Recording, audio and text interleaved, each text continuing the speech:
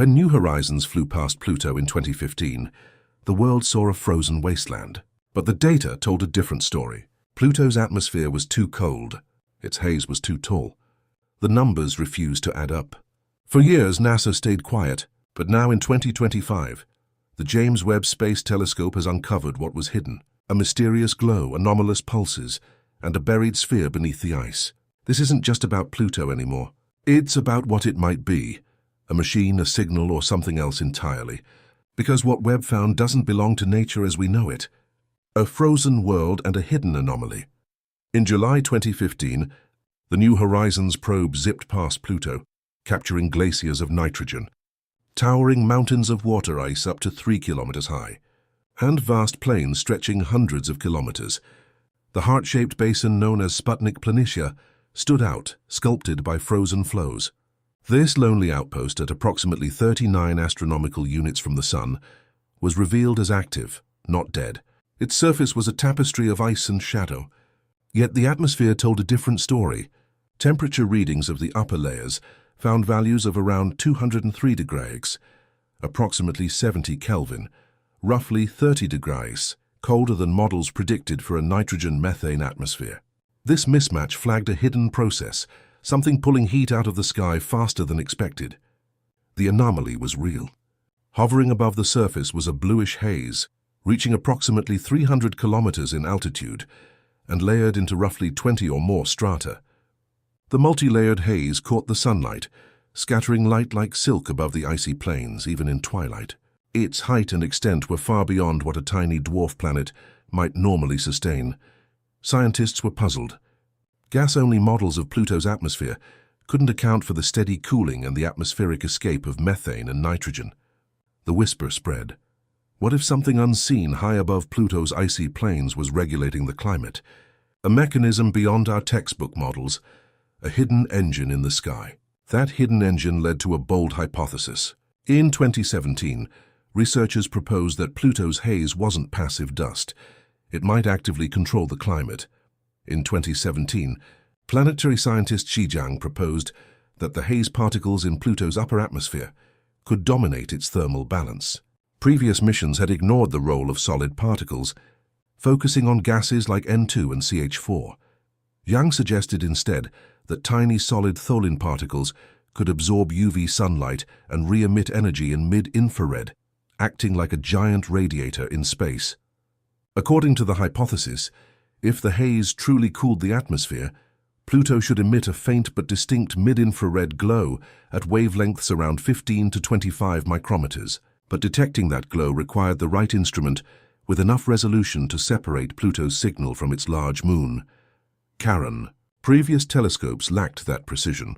On Earth, climate models assume gases like carbon dioxide and H2O dominate energy exchange, with solid aerosol particles playing a secondary role. But Jiang's idea flipped that script. On Pluto, solid particles might be the script. It challenged planetary physics.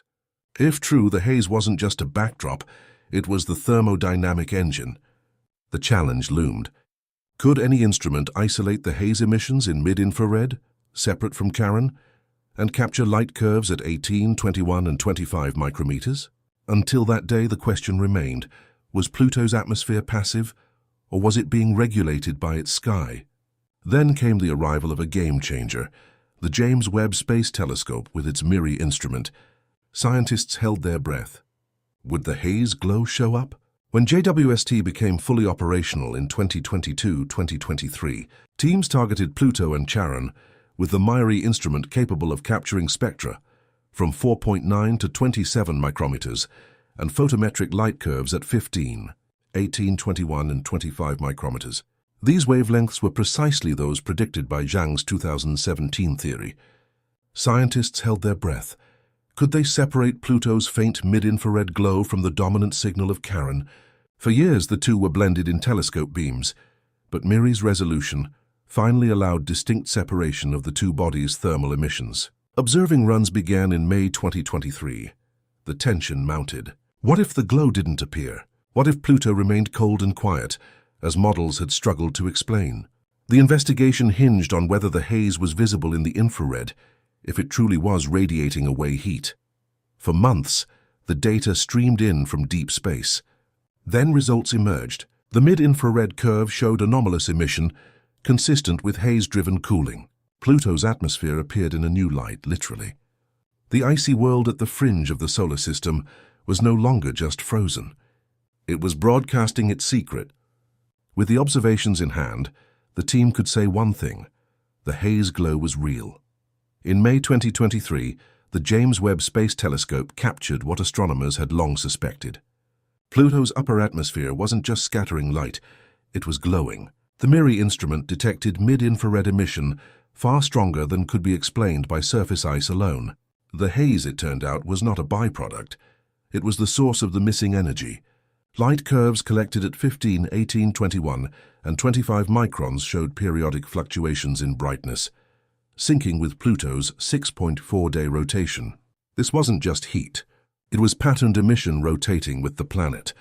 It revealed an interplay between the surface and haze layers, like gears moving together in a machine. When the researchers subtracted the thermal contribution from Charon, Pluto's moon, the haze, stood out even more. Spectral signatures matched the predictions made by Xizhang's model 6 years earlier. Pluto's haze wasn't passive. It was actively regulating atmospheric heat, cooling the entire system from above by radiating energy back into space. The implications were profound. For decades, scientists had assumed gaseous molecules like CO2 and CH4 dominated planetary climates.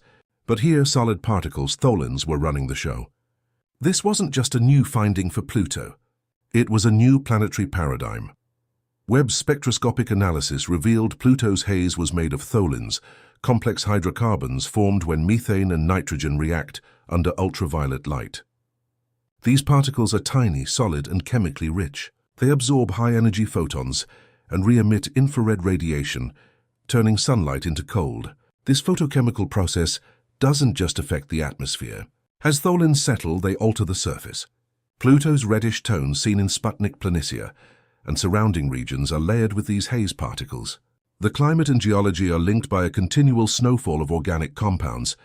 The chemical makeup of the haze is striking. Some tholins contain nitrogen-oxygen bonds, similar to precursors of amino acids on Earth. Under the right conditions, these particles could undergo further reactions. On our planet, similar chemistry in the upper atmosphere helped spark prebiotic evolution nearly 4 billion years ago. In Pluto's case, the haze behaves like a planetary thermostat, a photochemical exoskeleton regulating temperature and light. It's not alive, but it acts like a system. Charon, Pluto's largest moon, orbits just 19,040 kilometers away, close enough to be affected by Pluto's atmosphere. Webb's data revealed that methane escaping from Pluto was drifting toward Charon and transforming its surface. When this methane hits Charon's cold poles, it undergoes chemical changes under solar ultraviolet radiation, forming red tholins similar to those on Pluto.